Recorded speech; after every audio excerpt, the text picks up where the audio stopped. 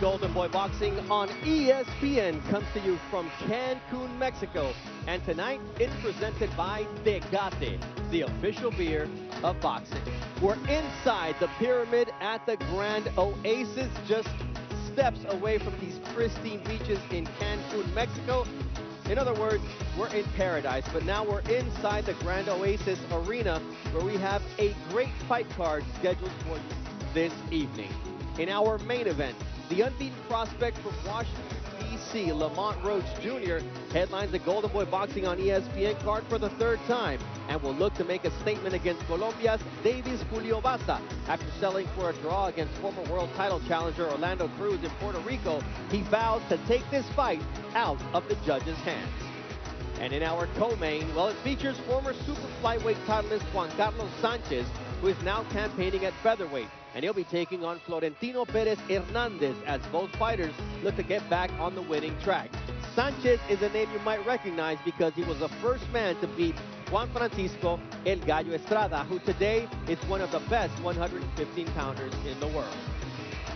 All right, now we take you to our first fight of the evening. We send it up to the ring where Mark Prado has the introduction. Good evening, ladies and gentlemen, and welcome to the Grand Oasis Arena here in Cancun, Quintana Roo, Mexico. This is Golden Boy Boxing on ESPN. Buenas noches, damas y caballeros, y bienvenidos a Gran Oasis Arena en Cancún, Quintana Roo, Mexico, para boxeo con Oscar de la Hoya's Golden Boy Promotions, Cancún Boxing de Pepe Gomez, ESPN y ESPN Deportes. Our opening bout this evening is scheduled for 6 rounds in the super bantamweight division. It's brought to you by Oscar de la Hoya's Golden Boy Promotions and Pepe Gomez's Cancun Boxing, and presented by Tecate, the official beer of boxing, Hennessy, Never Stop, Never Settle, Grand Oasis Cancun, Oasis Loves You, Grupo Keki, and Boxing Time. The judges here in the opening bout are Luis Fitch, Mario Medina, and Luen Sanchez. And controlling the action at the sound of the bell, the referee in charge is Jose Pacheco. Introducing first, fighting out of the blue corner. He weighed in at 122 1/2 pounds. He owns a professional record consisting of 9 pro bouts with 9 victories by way of knockout. He wears blue and silver and hails from Mexico City, Distrito Federal, Mexico. Please welcome Rigoberto Mowgli Nava. His opponent across the ring also weighed in at 122 1/2 pounds. He owns an impressive professional record consisting of 10 victories against 1 defeat with 1 draw, 5 wins coming by way of knockout. We're in green this evening and hailing from right here in Cancun. Please welcome Alexis B. Bastar.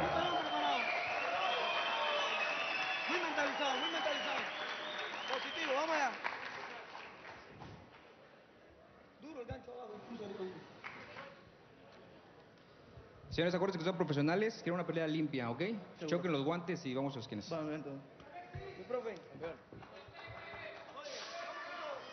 Bernardo Osuna joined this evening by ring editor Dougie Fisher. Dougie, welcome to the ESPN family for this very important night, especially for Lamont Roach. But we start off with Alexis Bastar against Rigoberto Nava. The last time we saw these two, it was at the Poliforo, and they fought to a draw. What do you expect from this fight? Well, I expect another good fight. That 6-rounder was a brisk boxing match. It was a fight where Bastar was expected to win. He's the guy who comes in here. He's the hometown kid. He's the older, more mature fighter. He's got better technique. He has the look of a better athlete. He appears to be stronger, and you would expect that from the more mature fighter. But he got outworked. He got out-hustled by the younger man, and that's why it was a draw. So I expect both guys to pour it on a little bit more. I think the reason Bastar didn't get the decision in their first fight is that he didn't let his hands go enough. He basically let Nava take the play away from him. Here comes Bastard trying to change that up early in this fight with some quick combinations, going to the body of the younger Rigoberto Nava. Nice uppercut. And now That uppercut stunned Nava. he actually landed the harder punch, and then when he tried to go get him, Alexis Bastard ended up going down. So a missed opportunity, no doubt. Well, I like that he's sitting down on his punches early, because that's what he didn't do in their first fight. He didn't let his hands go enough over the first 3 rounds. That's not the case in this fight. Yeah, Alexis Bastard with solid combination punching, likes to come forward. He says, I'm as aggressive as they come.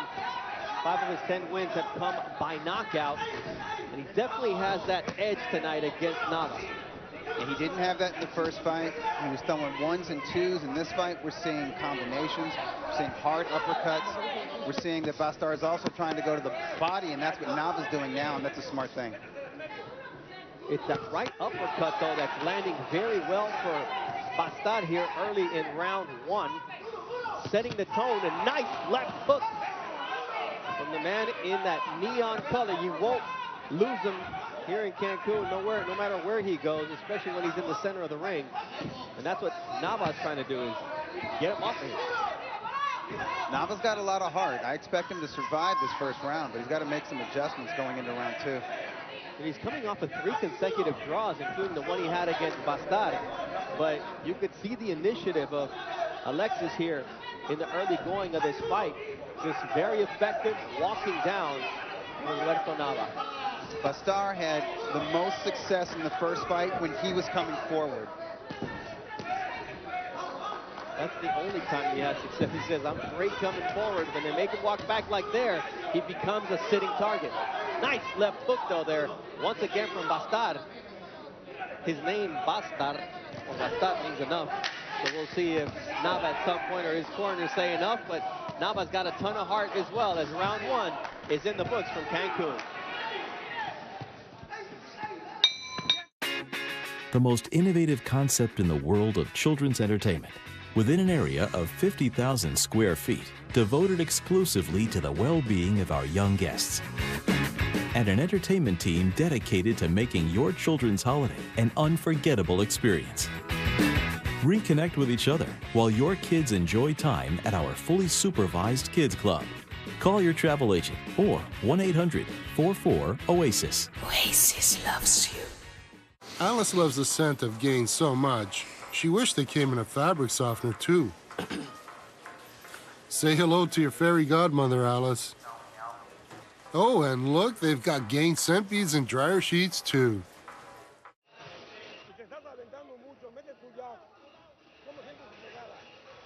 Golden Boy Boxing on ESPN is presented by Tecate, the official beer of boxing. And it's brought to you by Hennessy. Never stop, never settle. As well as by Canelo Triple G2, live on pay-per-view September 15th from Las Vegas. And I can't wait to see the next Ring Magazine issue with that preview of Canelo Triple G2. With me tonight is the editor of Ring Magazine, Dougie Fisher. And Bastard and Nava basically picking up where they left off after an explosive first round. That's true. They're actually picking up where they left off in their last fight, because the last fight flowed very strong. It had great back and forth action. First round dominated by Bastard, though. He seemed to have learned something from that first fight, and that is be the aggressor, get off first, and come forward. Nava right now is trying to impose himself on him, though. You know, Bastard lost his second pro fight. Then he settled for that draw against Rigoberto Nava. Since then, he won here at the Grand Oasis against Fernando Aqua, then against Ulisa Rivero, who he stopped in the 3rd round, and is coming off of a 6th-round majority decision win here at the Grand Oasis against Miguel Teague. So he knows how to win in this building. That's what he wants to prove. Nice body work there from Rigoberto Nava, who's not going to dunk down quietly, but those uppercuts are still landing for Bastard. Yeah, Nava started boxing at age 7, had over 120 amateur fights. They weren't the national class or international level by any means, but that was still good experience. He's still a fighter at heart, and he's very relaxed and comfortable in the ring, even when he's absorbing punishment. He doesn't get overwhelmed. That's got to be frustrating for a guy like Bastard, who's landing his cleanest shots, and Nava just keeps coming forward. Yeah, I think Nava has solid whiskers. The only thing really missing for Nava, apart from maybe better conditioning, is some real edge to his punching power. I think he probably could have won some of those draws if he had a little bit more pop on his shots. He's got no knockouts in 3 wins, a total of 9 fights. Coming into this fight, he only had 3 more rounds in 9 fights than Alexis Bastard had in 12 fights. Ooh, nice shot there, but it was behind the head. And here in Mexico, they're very careful with those rabbit punches. They should be. Rabbit punches are very dangerous. And so is a man that keeps coming at you like Alexis Bastard is against Rigoberto Nava. He's taking a lot of clean shots on the chin, but his whiskers are very good, as you mentioned, Dougie. Yeah, but he's got a dazed look to him right now, and he seems sluggish. So these punches are having an effect. I don't know if it's the shots to the head or the shots to the body, probably a combination of the two. The combinations, that was a low blow. Right to the cup from Nava. Hey, that's a veteran move for such a young fighter who's now bleeding from the mouth. His right eye is starting to get swollen, so he's in a battle as Rigoberto Nava against Alexis Bastard. Oh, big left hook from Bastard as he tries to close out the second round against the only man to get a draw against him.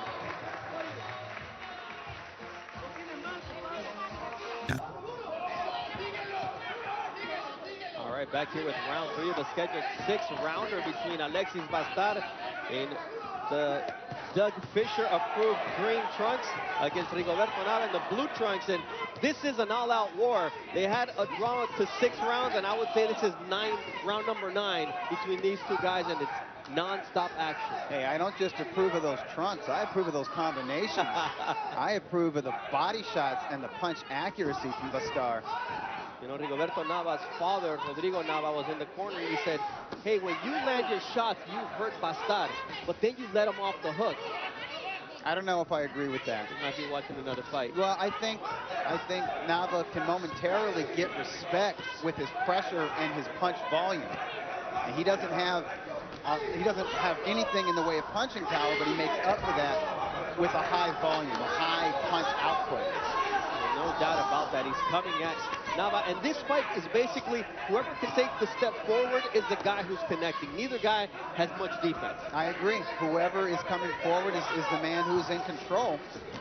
Although I would say Bastard has a little bit of defense, just because of his better fundamentals and his better technique. He's better at blocking shots. He can also lean away because he's a taller man.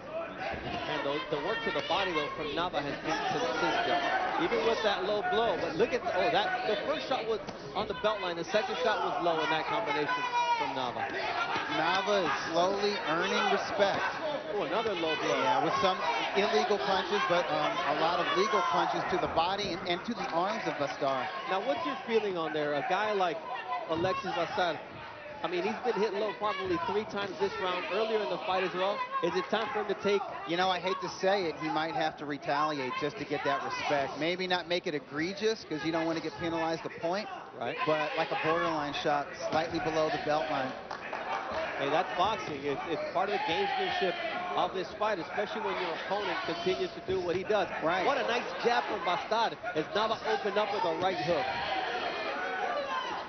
This is my first time seeing Bastard live, but this form that he has, even though he's catching a lot of shots, and it's hard not to get caught by a lot of shots if you're trying to go toe-to-toe with Nava, because Nava's punch volume is just so high. But this is much better technique than I've seen from him on fights that I watched on YouTube. I thought he was kind of like a fake prospect, you know, a guy with a prospect's record. But, you know, judging by his fight with Nava, who most people, if they judged him on his record, they would call him a club fighter. So in my mind, this fight was a fight where Bastard had to prove that he's not a club fighter level, that he's actually a prospect. Sunday, with Sebastian Vettel surging in the standings, can Lewis Hamilton retake the lead and secure his 4th win at Germany's famed Hockenheim Ring? Formula One Emirates German Grand Prix, Sunday at 9:05 a.m. on ESPN2. Con Golden Boy es una familia de peleadores. Cuando nosotros tenemos una meta, la cumplimos. Para ser campeón se necesita disciplina, fuerza de voluntad, sacrificios. y talento. Los límites no existen en el boxeo.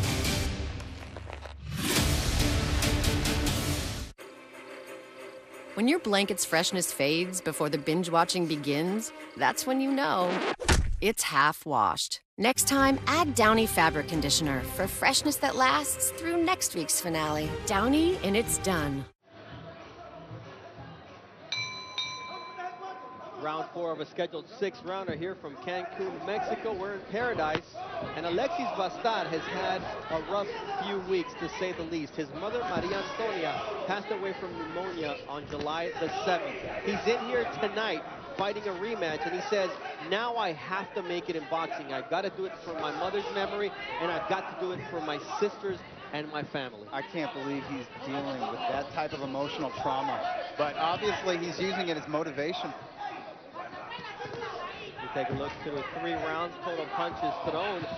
Look at Nava out-throwing Bastard, but he's being outlanded. The efficiency, and more importantly, I think the stronger and cleaner punches being landed by Bastard. Yeah, Bastard, the more economical and accurate puncher. His punches have a little bit more leverage on them, but the sheer volume belongs to Nava. And that's the one thing, Doug, you don't know what a judge is going to value. I mean, we saw it in the Joet Gonzalez fight last week, where a fight that should have been a lot wider ended up being closer just based on the sheer volume of his opponent. That's true. And all judges are different. Some favor boxers, some favor clean punching, some favor harder punching. Some just like aggression. Yeah. I mean, there's a lot to like in Nava. Not that part of it, though. That's another 2 low blows from Nava. This referee needs to say something to Nava, because this is blatantly going for punches below the belt. Yeah, that's Jose Pacheco, the 3rd man in the ring, who's allowing Rigoberto Nava to add that element of the fight. And we've seen a lot of fights. I mean, it reminds me of Fernando Vargas, who neutralized, or Tito Trinidad, who neutralized Fernando Vargas with the low blows when he was in trouble, but he did it for a couple rounds, and that was it. I mean, we've seen Nava do it consistently here in this fight.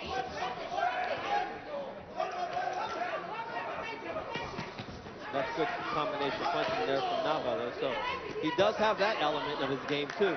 Yeah, he just doesn't have the technique. He doesn't turn his punches over as well as Bastard does. Bastard's got to get, he's in danger of losing this fight, just being outworked. I thought the 3rd round could have gone either way. I actually had it even.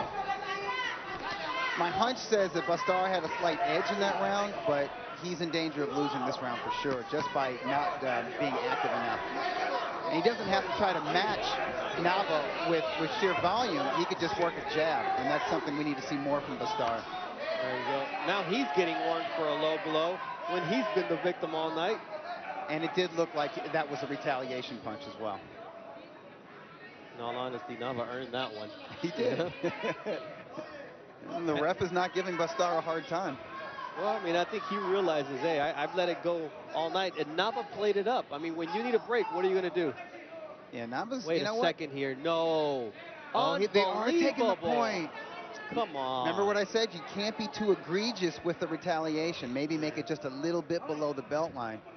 I mean, that's uncalled for. The other guy has landed at least 8 throughout the first 4 rounds. It makes it look like the referee is biased for Nava. Well, here Bastard's pissed about it. Con Golden Boy es una familia de peleadores. Cuando nosotros tenemos una meta, la cumplimos.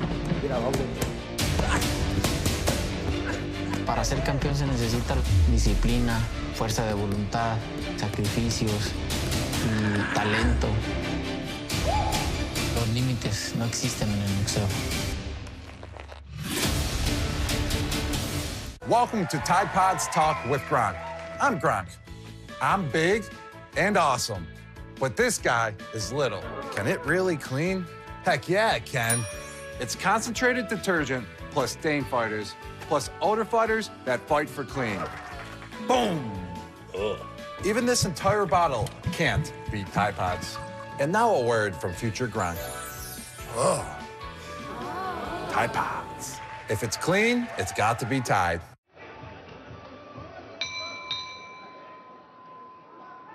Back here at the Grand Oasis Pyramid in Cancun, Mexico, and something's going on with Alexis Bastar. You mentioned, Dougie, that third round you had in favor of Rigoberto Nava. But then comes this situation where there's a point deduction after being the victim of so many low blows. That's a borderline shot landed by Bastar, but Nava complains about it and then catches a punch while doing so. Maybe that earned him some sympathy from this referee, but in my humble opinion, it appears that the referee's a little bit biased for Nava, because Nava has been so blatant in landing those below the belt line punches for 3 complete rounds, for 4 complete rounds, and he hasn't even been warned by the referee. Not at all. And when you look at the scorecards, I have it 3-0 in the first 3 rounds, and that 10-8 round for Rigoberto Nava, it's 47-48. If that third round was given to Rigoberto Nava, we're talking about a whole different story, and it goes right to your narrative.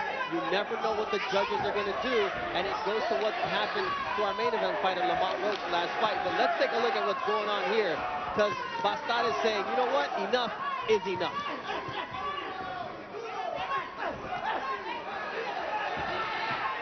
Bastar is coming forward, working the body and going to the head with these combination punches. And you can tell that he is the leader in round by round in terms of power punches landed, 133 to 95. 95 ain't too shabby, by the way. No, there's a 38 power punch advantage, though, in favor of Bastar. And lets us know we're watching a barn burner. And I think both men need to let it all hang out. This is a 6-rounder. There's no room to give up rounds. I mean, the desire, the heart of Nava is admirable here, because early on in the fight, it was Bastar who was in control. Now he's trying to box a little bit more, but Nava continues to be the same fighter we saw from the first belt. That's what he is. He's a come-forward volume puncher. He's got a good beard. He's got decent conditioning, but it's mostly heart. He fights on metal. I mean, that chin is indestructible, because he's never been down in his 9 professional fights. And this is his second fight against Bastar. Basically, this is 11 rounds between these two gentlemen. There's no love lost. You know what? You put the 2 6-rounders together, you get a good 12-round fight. Nice championship level action, but nice work to the body. Bastar working upstairs and downstairs. A nice shot with that left hook that's been landing throughout the night. Here comes Nava. Yeah, I'm impressed. I'm impressed with Nava's recuperative ability, because he was sort of walking on his heels at the end of round 1 and 2. He was very groggy, and he's pulled himself together, and he's made a fight of this. He's been bleeding from the mouth since the second round.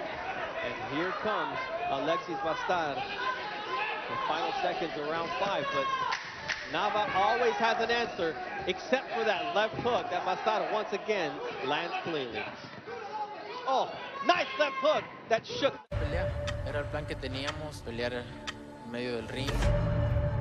En ocasiones me dio la pauta para poder estar en las cuerdas también. Y pues hicimos lo que teníamos que hacer, lo que teníamos planeado hacer para la pelea. It's impossible to knock somebody out when he fights the fight not to be knocked out. But everybody here knows who won the first fight. Let me tell you one thing. I believe Canelo will knock him out.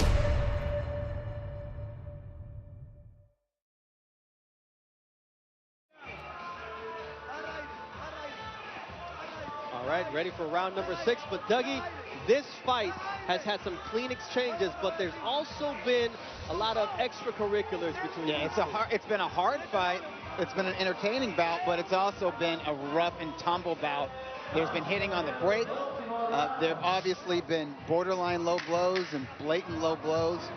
There was a punch behind the head that Bastar landed to Nava, and he actually was warned for this. Bastar's the guy who gets warned, though. He's the guy who gets penalized for the dirty stuff. Nava so far has avoided that. Nava's the fighter out of Mexico City. Bastar is the fighter out of Cancun, Mexico. It should be the other way around. Right. Usually it's the hometown kid getting the benefit of the doubt from the hometown officials. Maybe Jose Pacheco's not down with the neon green trunks and shoes. Nava, though, now leaving it all out here on the line in the 6th round between these two gentlemen who, I mean, we've seen 12 rounds of action between these two, and this is exactly how the first 6 rounds went. And I think that this effort from Nava lets you know why he has so many draws. There are probably fights where he's not the stronger of the two. He's not the better technician of the two. He doesn't have the same athleticism or talent or amateur background. But he's able to hold his own with these guys because he's just willing to fight that hard. You know, he started to gain interest in boxing after watching Juan Manuel Marquez, Rafa Marquez, Marco Antonio Barrera, and Miguel Angel Mago Gonzalez. Sitting ringside tonight, you'll catch a glimpse of him, is the former world champion, Rafael Marquez, who actually, Rigoberto Nava trains at his gym. You see him right there next to matchmaker Robert Diaz. So that might explain a lot as to why who's getting the benefit of the doubt. Well, you know what? I don't see any Nacho Beristain style. I don't see the technique. I don't see that classic Mexico City boxing technique with the hands held high and the jab and the, the accurate combinations. But I see all the heart. Yeah, I see the heart of those guys. He trained at Romanza Gym. I said he trained at the Marquez Gym. That may be the reason. Yeah. But those are wonderful role models for a young fighter. And this, I mean, I'm not going to say and talk blasphemy about this being, Marquez Vasquez, but I mean, these guys have a ton of heart. These guys are just standing toe-to-toe in the middle of the ring. And this is the type of fight that fight fans enjoy. Absolutely. And, this is a resort town. Oh, what about that low blow? Oh, man. That was more egregious than the one. Yes, it was. People come to Cancun to have a good time. People come to Cancun to party. And if they're going to go see a prize fight, they want it to be blood and guts and entertaining, and these young men deliver. I don't know how far either guy can go. They're 4- and 6-round level fighters, but it's okay. They've made for good TV and a good live event. I mean, sometimes it's not the name, it's what the guys bring to the ring, and I think both Bastard and Nava have proven that tonight here on Golden Boy Boxing on ESPN. And we're coming to the end of round number 6. Last time they settled for a 6-round draw. That was just down the street at the Poliforo Juarez.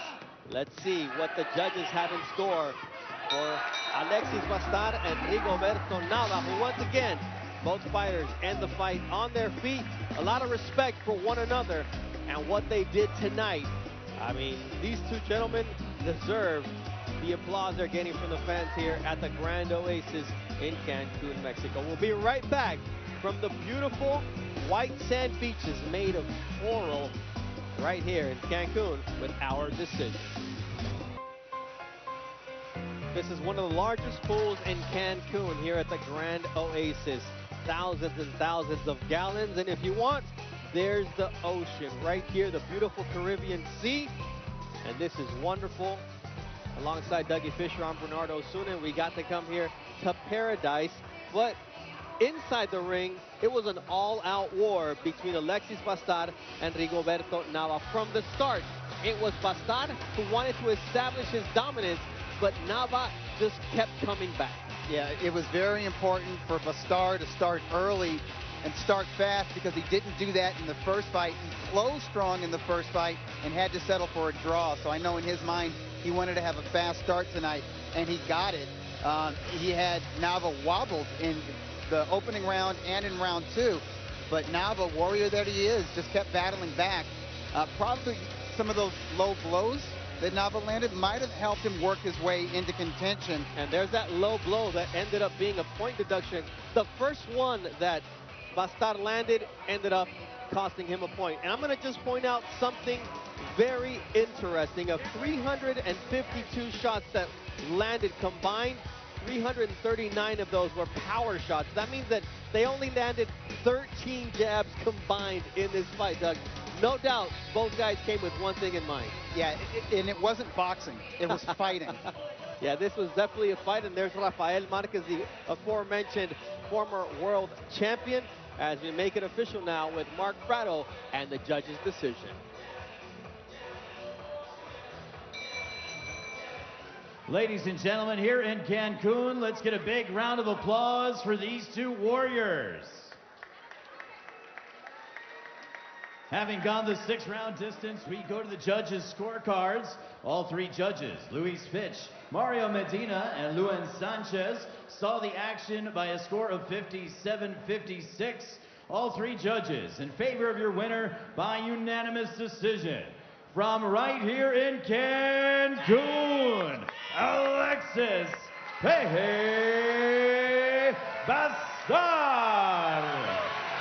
The right man ended up getting the decision. So finally, after those 6-round draw, after 12 rounds, Alexis Bastard proved to be superior, even in the eyes of the judges. And I think he learned something about himself, that he's more effective as an aggressive combination puncher than somebody who lays back and tries to counterpunch. One thing we didn't see in this fight from either fighter are jabs. If this man's going to develop into something special, he's going to have to use his jab more often going forward. He had a special performance tonight, taking into account that his mother, Maria Antonia, passed away from pneumonia on July 7th. And he said, now is my moment to prove that I can make something of myself in this sport of boxing. All right, coming up later tonight here on